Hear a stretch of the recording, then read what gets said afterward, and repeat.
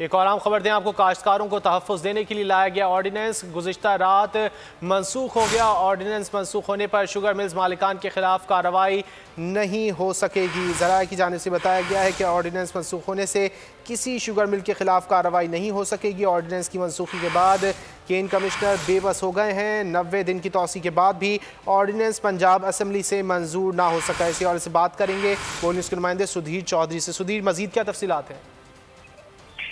जी बिल्कुल जी, sugar factories controlled ordinance 22 दिसंबर को पेश किया गया, 22 दिसंबर 2020 को, और इसकी मुद्दत 90 दिन की, जो कि पंजाब असम्बली में पेश ना हो सका, लेकिन उसकी मुद्दत में फिर 90 दिन का इजाफा किया गया। 180 दिन गुजरने के बावजूद ये ऑर्डिनेंस जो है वो पंजाब असम्बली से मंजूर नहीं कराया जा सका, जिसकी वजह से ये ऑर्डिनेंस ऑटोमेटिकली खत्म हो गया है और इससे शुगर मिल मालकान को जो है वो एक और तहफ़्फ़ुज़ हासिल हो गया है कि वो किसान के जो शुगर के किसान है उनको पैसे दें या ना दें, इसी तरह की उसको भी किसी किस्म की कोई कानूनी तहफ़्फ़ुज़ इसमें शामिल नहीं है। इस ऑर्डिनेंस के तहत शुगर मिल मालिकान को 3 साल कैद और 50 लाख रुपए जुर्माने तक की सिफारिश की गई थी।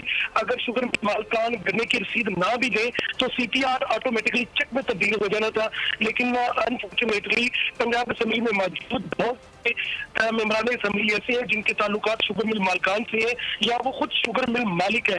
इस वजह से इस ऑर्डिनेंस को बिल में असम्बली में ना लाया जा सका और एक्ट का हिस्सा ना बन सका, जिससे शुगर मिल मालिकान मजीद मजबूत हो गए और इस हवाले से केन कमिश्नर पंजाब फिर बेबस हो गए और उनके कंट्रोल में। ठीक है सुधीर, बहुत शुक्रिया इन तफसीलात के लिए।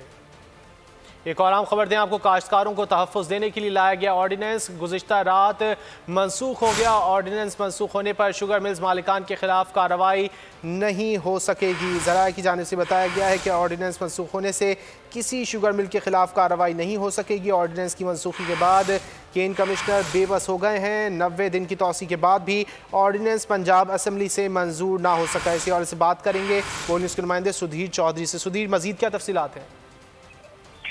जी बिल्कुल जी, शुगर फैक्ट्रीज कंट्रोल्ड ऑर्डिनेंस 22 दिसंबर को पेश किया गया, 22 दिसंबर 2020 को, और इसकी मुद्दत 90 दिन की, जो कि पंजाब असम्बली में पेश ना हो सका, लेकिन उसकी मुद्दत में फिर 90 दिन का इजाफा किया गया। 180 दिन गुजरने के बावजूद ये ऑर्डिनेंस जो है वो पंजाब असम्बली से मंजूर नहीं कराया जा सका, जिसकी वजह से ये ऑर्डिनेंस ऑटोमेटिकली खत्म हो गया है और इससे शुगर मिल मालिकान को जो है वो एक और तहफ़्फ़ुज़ हासिल हो गया है कि वो किसान के जो शुगर के किसान है उनको पैसे दें या ना दें, इसी तरह की उसको भी किसी किस्म की कोई कानूनी तहफ़्फ़ुज़ इसमें शामिल नहीं है।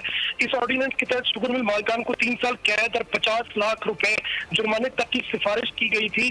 अगर शुगर मिल मालिकान गन्ने की रसीद ना भी दे तो CTR ऑटोमेटिकली चेक में तब्दील हो जाना था, लेकिन अनफॉर्चुनेटली पंजाब असम्बली में मौजूद बहुत मेंबरान असम्बली ऐसे हैं जिनके ताल्लुकात शुगर मिल मालिकान से है या वो खुद शुगर मिल मालिक है। इस वजह से इस ऑर्डिनेंस को बिल में असम्बली में ना लाया जा सका और एक्ट का हिस्सा ना बन सका, जिससे शुगर मिल मालिकान मजीद मजबूत हो गए और इस हवाले से केन कमिश्नर पंजाब फिर बेबस हो गए और उनके कंट्रोल में। ठीक है सुधीर, बहुत शुक्रिया इन तफसीलात के लिए।